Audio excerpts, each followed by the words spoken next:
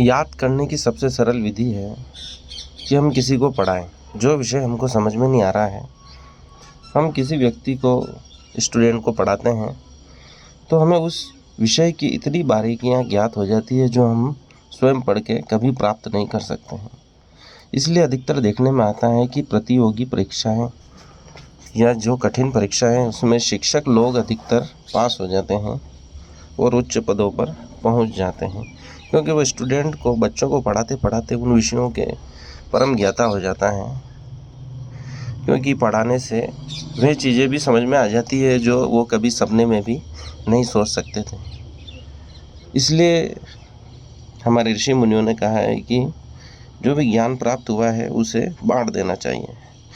जो ज्ञान को उपलब्ध होकर भी ज्ञान बांटता नहीं है, वो ब्रह्म राक्षस की योनि को प्राप्त करता है।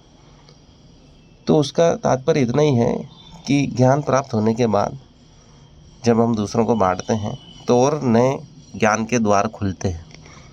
वही ज्ञान सिर्फ तुम्हारे मन मस्तिष्क में नहीं रहता है, उसका विस्तार होता है, क्योंकि सत्य अनंत है, उसका कोई और न छोर है। जितना आप बांटोगे उतना और ज्ञानी होगे, उसके अनेक पहलुओं को जान पाओगे जो स्वयं पढ़ने से कभी प्राप्त हो ही नहीं सकता है।